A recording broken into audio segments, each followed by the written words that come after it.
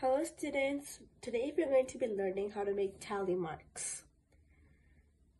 Tally marks are a great math tool. They're great for keeping track of numbers. They're especially helpful if you're playing games or things like where you're adding points as you go. That's a great time to use tallies. So before I show you how to write a tally, there's a little song that we sing that helps us to remember how to do tallies. The song goes like this. 1, 2, 3, 4. Number 5 shuts the door. 6, 7, 8, 9. Number 10 draws a line. Now let's talk about what that means. They say you make 1, 2, 3, 4. That means you make a total of 4 tallies. 1, 2, 3, 4. Then they say number 5 shuts the door.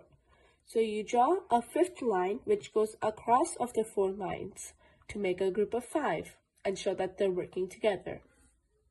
By doing this, it shows that this is a group of 5. And then it continues. 6, 7, 8, 9. Number 10 draws a line.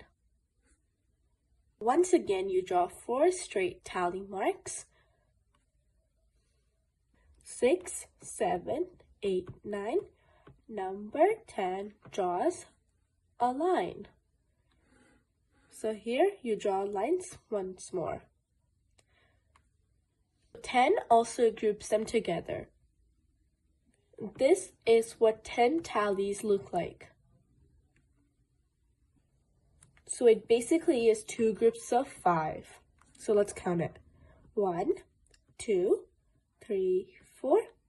5 is the line across. 6, 7, 8, 9. 10 is the line across. Okay, so let's use that song and let's look at how to write a tally. So I'm going to do is that I'm going to put a number on my board and then we're going to tally that number. So we're going to start off with a small number. So let's start off with the number 3. Okay, so now you're going to be drawing 3 tallies to show the number 3. And to do this, I like to use my song. 1, 2, 3. That's all you do. That's as far as I need to get because 3 is a small number. So now let me show you how your tally should not look like. This is how your tally should not look like. So your tally should not be too close together because I cannot tell if those are 3 individual tallies or they're one whole tally. So instead, your tally should look like long and straight, 3 separate lines. They should not be spaced out too far like this or too big. They should not be spaced out too far like this, or they should not be too big at all. They should be like this or this. So this is the way how you do tallies, and this is also not a way to do tallies. So now let's move on to a bigger number. Let's do the number 5.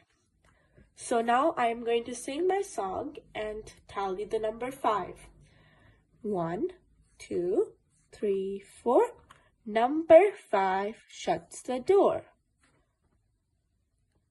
This is how you show 5 tallies.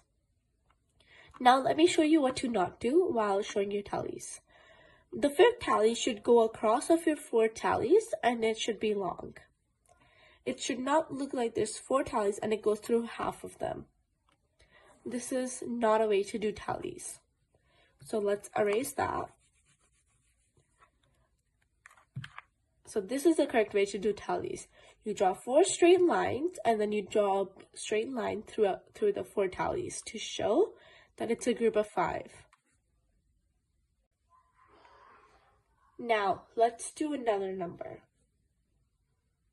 Now we're going to be doing the number 7. So now let's show number 7 as tallies.